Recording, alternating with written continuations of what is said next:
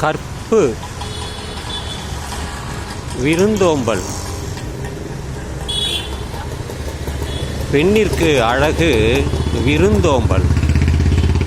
கற்புடைமை என்பது பிற ஆண்களை தேடாதிருப்பது.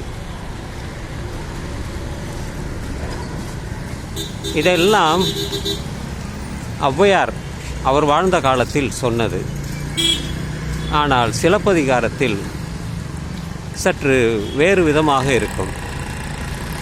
கணிகையர் குலம் மாதவி. அழகை கண்டு மயங்கினான் கோவலன். மனைவி இருக்கிறாள், கண்ணகி இருக்கிறாள். எதற்கு இந்த மாதவி மேல் அவன் ஆசைப்பட்டான்? அழகு, அவளுடைய நடனம், உடல் வாகு, இதையெல்லாம் பார்த்து அவன் மயங்கி விட்டான். மயங்கியதால் அவள் மேல் காதல் கொண்டான். அவளோடு சேர்ந்து வாழ விரும்பினான். ஒரு குழந்தையையும் பெற்றுக்கொண்டான். அவள்தான் மணிமேகலை. இதையெல்லாம் பார்த்துதான் மணிமேகலை வயது வந்த பிறகு இளம் பிராயத்தில் எத்தனையோ அவளை தேடி தேடி வந்தார்கள். இடம் கொடுக்கவில்லை, துறவியாக மாறிவிட்டார். இந்த பிறன்மனை தேடாமை என்பது ஔவையார் சொன்னாலும் இன்றளவும் பிறன்மனையை தேடித்தான் போகிறார்கள். அதற்கு பல காரணங்கள் இருக்கும். மனைவி ஒத்துழையாமை, முக்கியமாக விரதம் எடுப்பது, உண்ணா நோன்பு, விரதம் எடுத்து கணவனை அண்ட விடாமல் செய்வது. பல பெண்கள் அப்படி செய்கிறார்கள். இன்று வெள்ளிக்கிழமை விரதம், இன்று சனிக்கிழமை விரதம், இன்று சாய்பாபாவுக்கு விரதம் என்றெல்லாம் ஒவ்வொரு நாளும் ஏதாவது விரதத்தை சொல்லி கட்டழிப்பார்கள். கணவனை சேர விடாமல் இருப்பார்கள். என்ன செய்வான்? காம உணர்ச்சி இருக்கும் அல்லவா? கிழவனுக்கு கூட அந்த காம உணர்ச்சி இருக்கிறது.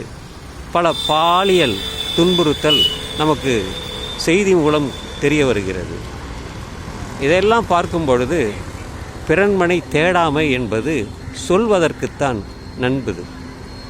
ஆனால் நடைமுறையில் இருக்கிறதா என்றால் அப்படி இல்லை. அதுக்கு உதாரணம் சிலப்பதிகாரம்தான். கணிகையர் குலம் இருந்தது. ஆதி காலத்தில் பெண்களை கோவிலுக்கு விட்டு விடுவார். தேவதாசி என்பார்கள். தாசி என்றாலே அப்படித்தான், கோவிலுக்கு விட்டு விடுவது, பணிவிடை செய்வது கோவிலுக்கு. ஆனால் என்ன நடக்கிறது? தேவதாசிகள் என்றால் ஆணோடு உறவு வைத்துக் கொள்வது. அது எல்லாம் மாறிவிட்டது. இன்றளவும் அப்படி நடக்கிறது. எத்தனையோ கன்னியாக இருப்பவர்கள் ஆண்களை நாடுகிறார்கள். உடலில் ஏற்படக்கூடிய அந்த உணர்வு, காம உணர்வு, அதையெல்லாம் கடந்து செல்வதற்கு இளம் பெண்களுக்கு மிக கடினம். அழகை பார்க்கிறான், உடலை பார்க்கிறார், கட்டுடலாக இருக்கிறது, சம்பாதிக்கிறான், பணம் இருக்கிறது, சரி பழகுவோமே என்று தொடங்கி அந்த இச்சையினால், காம இச்சையினால் ஒன்றிணைகிறார்கள். சமயத்தில் விட்டுவிடுகிறார்கள். இதெல்லாம் நடக்கிறது.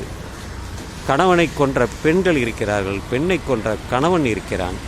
இதெல்லாம் செய்திகள் மூலம் தெரிகிறது. கேட்டால் இது கலிகாலம் என்பார்கள். கலிகாலம் என்றால் களி முத்தி போச்சு என்பார்கள்.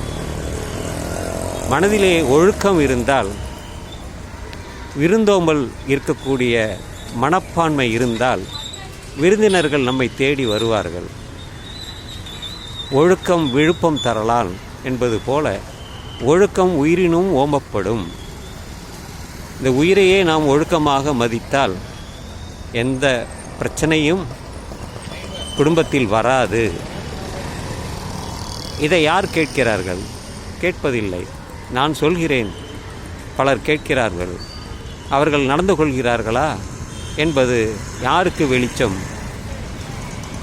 தெரிந்து போனால் மௌனமாகி விடுவார்கள்.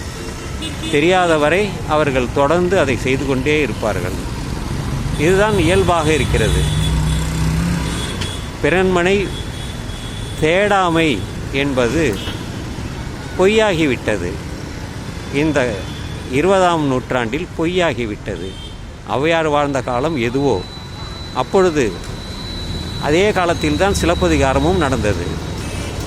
இதை ஒரு உதாரணத்திற்காகத்தான் நான் சொல்கிறேன். எனவே